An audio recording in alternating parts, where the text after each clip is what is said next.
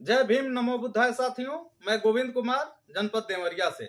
सम्मानित साथियों, आज मैं एक बहुत महत्वपूर्ण बिंदु पे बात करना चाहता हूं और वह महत्वपूर्ण बिंदु ऐसा बिंदु है जो बहुत सारे लोगों को अच्छा नहीं लग सकता है। उनके लिए मैं पहले ही क्षमा याचना कर ले रहा हूं। सम्मानित साथियों, आज जो सोशल मीडिया है या अन्य तमाम ऐसे प्लेटफॉर्म हैं जहां पे कुछ नकली अम्बेडकरवादियों की होड़ सी लगी हुई है।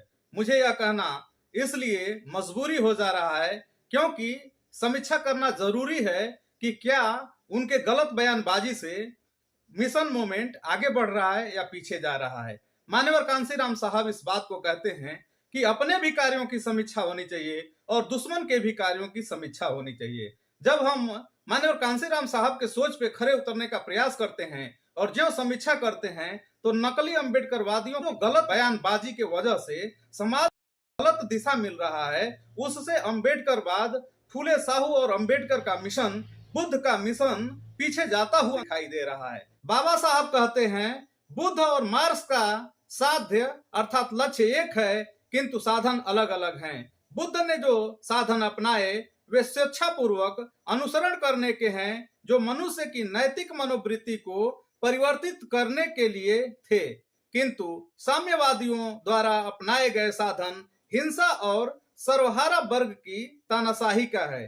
साथियों, स्पष्ट होता है कि जो बुद्ध द्वारा साधन अपनाए गए लक्ष्य को प्राप्त करने के लिए वो शांतिपूर्ण है तथा दीर्घकालिक है और साम्यवादियों द्वारा अपनाए गए जो साधन हैं वो शांतिपूर्ण नहीं बल्कि हिंसा के आधार पे हैं और दीर्घकालिक नहीं हो सकते।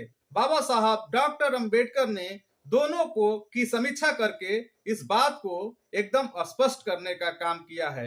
ऐसा प्रतीत होता है कि जो नकली अंबेडकरवादी हैं वो बुद्ध की तरफ नहीं बल्कि साम्यवादियों की तरफ खींचे चले जा रहे हैं और हिंसा और सर्वहारा वर्ग की तानाशाही को लागू करना चाहते हैं, जबकि बाबा साहब डॉक्टर अंबेडकर बुद्ध के रास्ते पे चलते हैं। इसलिए अंबेडकरवादियों को ये सोचना चाहिए कि वो बाबा साहब डॉक्टर अंबेडकर के बताए हुए रास्ते पे चलें, न कि साम्यवादियों के बताए हुए रास्ते पे, जबकि ऐसा पवित्र मिशन निरंतर आगे जाता हुआ दिखाई देना चाहिए। क्यों सम्मानित साथियों, जब बाबा साहब इसकी समीक्षा करते हैं तो स्पष्ट कहते हैं कि जो मार्क्स सर्वहारा वर्ग की तानाशाही को पूरी दुनिया में स्थापित करना चाहते हैं, निश्चित रूप से वो स्थापित तो हो सकती है, क्योंकि जब रूस की क्रांति को देखते हैं तो ये देखते हैं कि वहां मार्क्स की विचारधारा स्थापित हुई थी। सर्वहारा वर्ग की तानाशाही स्थापित तो हो सकती है लेकिन दीर्घकालिक नहीं हो सकती, क्योंकि जो शोषित कभी शासक बनेगा पुनः वही शोषण करने लगेगा, क्योंकि वो विचारधारा के आधार पे नहीं बल्कि खूनी क्रांति के आधार पे उसको स्थापित की गई है। लेकिन जब हम बुद्ध की तरफ देखते हैं तो ये देखते हैं कि बुद्ध इस प्रकार की खूनी क्रांति की कोई बात नहीं करते, वो सामाजिक क्रांति की बात करते हैं, सोशल रिवॉल्यूशन की बात करते हैं।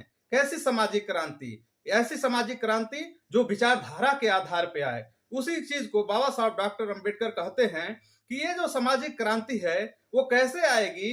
तो बाबा साहब को जब आप पढ़ेंगे तो writing and speech volume number 17 को जब आप पढ़ेंगे तो उसमें साफ और स्पष्ट बाबा साहब लिखते हैं कि गुलामों को गुलामी का एहसास करा दो, वो अपनी बेड़ियां स्वतः तोड़ लेगा। साथियों, गुलामों को गुलामी का सिर्फ एहसास मात्र करा देने से सोशल रिवॉल्यूशन आना तय है, क्योंकि वो अपनी बेड़ियां स्वयं तोड़ने के लिए विचारधारा के आधार पे तैयार हो जाता है। वैचारिक क्रांति आ जाती है उसके अंदर, और जो विचारधारा के आधार पे परिवर्तन आएगा, जो शांति के आधार पे परिवर्तन आएगा, जो बुद्ध की वैचारिकी के आधार पे परिवर्तन आएगा, वो दीर्घकालिक और शांति प्रदान करेगा। दुनिया में उसी से शांति स्थापित हो सकती है। निश्चित रूप से वैचारिक क्रांति ही दुनिया में शांति ला सकती है, अन्य कोई क्रांति शांति नहीं ला सकती। खूनी क्रांति दुनिया में कभी भी कोई शांति नहीं स्थापित कर सकती। सम्मानित साथियों, इसलिए बाबा साहब को और अच्छे से जब आप पढ़ते हैं तो बाबा साहब एक एजुकेशन देते हैं, एक शिक्षा देते हैं समाज को। ये उन्होंने एजुकेशन दिया है कि टू एजुकेट, टू एजिटेट और टू ऑर्गेनाइज्ड। टू एजुकेट मतलब शिक्षित करो, टू एजिटेट मतलब आंदोलित करो, और टू ऑर्गेनाइज मतलब संगठित करो। सम्मानित साथियों, इसके साथ ही साथ एक और वाक्य कहते हैं जो अक्सर लोग भूल जाते हैं।